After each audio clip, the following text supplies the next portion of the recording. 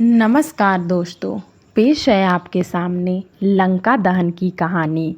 सीता माता को छुड़ाने के लिए हनुमान जी ने रावण की लंका का दहन किया था। आज हम उसकी कथा सुनेंगे।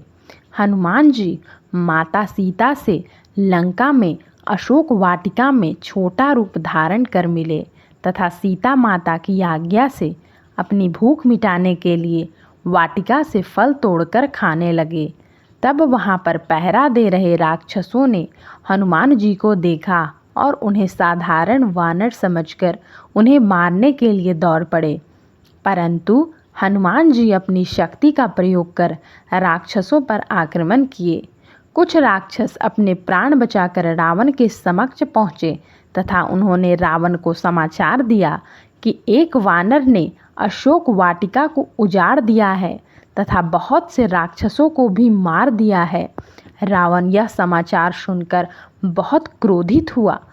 तब रावण के पुत्र इंद्रजीत ने हनुमान जी को पकड़कर लाने के लिए रावण से आज्ञा ली तथा हनुमान जी पर ब्रह्मास्त्र से वार कर दिया और उन्हें बंदी बनाकर सभा में ले गए।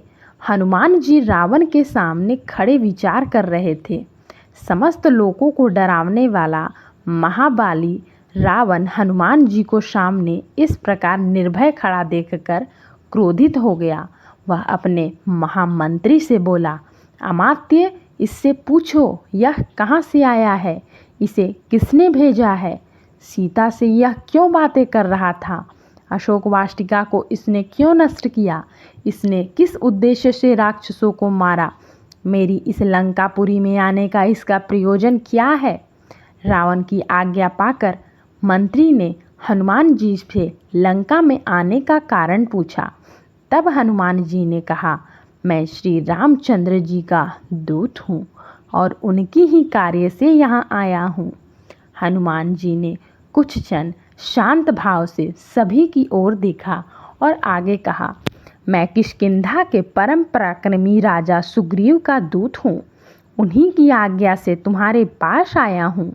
हमारे महाराज ने तुम्हारा कुशल समाचार पूछा है और कहा है कि तुमने नीतिवान, धर्म, चारों वेदों के ज्ञाता, महापंडित, तपस्वी और महान ऐश्वर्यवान होते हुए भी एक बार स्त्री को अपने यहाँ बंदी बनाया है।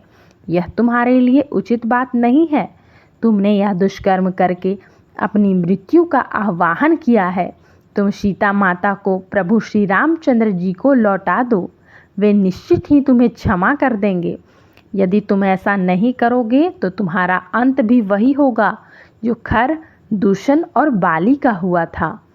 हनुमान जी की यह बात सुनकर रावण क्रोधित हो उठा। उसने अपने सेवकों को आज्ञा दी, इस वानर का वध कर डालो।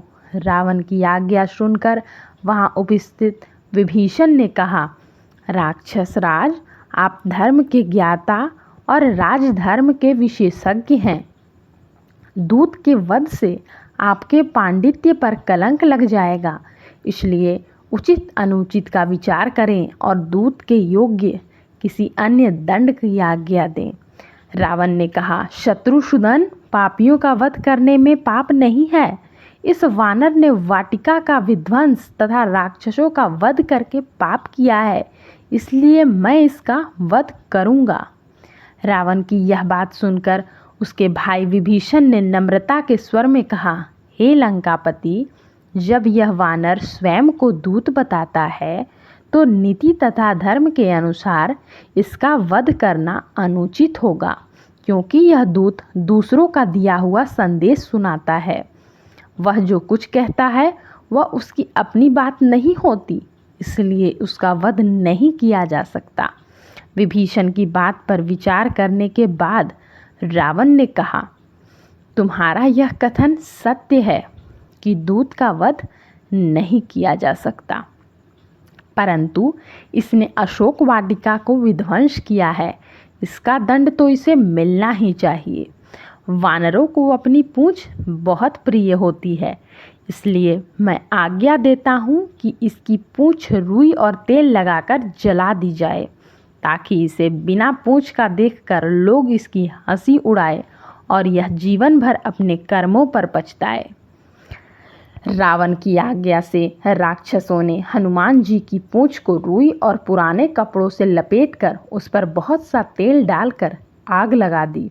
जैसे जैसे राक्षस हनुमान जी की पूंछ पर कपड़े लपेट रहे थे, वैसे वैसे हनुमान जी भी अपनी पूंछ बढ़ाते जा रहे थे। अंत में उनकी पूंछ को आग लगा दी गई। पूंछ के जलते ही हनुमान जी ने अपने सारे बंधन तोड़कर ऊंची छलांग लगाई और रावण की सोने की लंका जला डाली। संपूर्ण लंकापुरी में केवल एक भवन ऐसा था जो अग्नि के प्रकोप से सुरक्षित था, और वह था नीतिवान विभीषण का प्रासाद। लंका को भस्म कर हनुमान जी ने लंका के समुद्र में अपनी पूंछ की आग बुझाई और पुनः अशोक वाटिका में सीता के पास पहुंच गए। उन्हें सादर प्रणाम करके बोले, हे माता, अब मैं यहाँ से श्री रामचंद्र जी के पास लौट रहा हूँ। रावण को और लंका वासियों को मैंने प्रभु राम की शक्ति का थोड़ा सा आभास करा दिया है। अब आप निर्भय होकर रहें।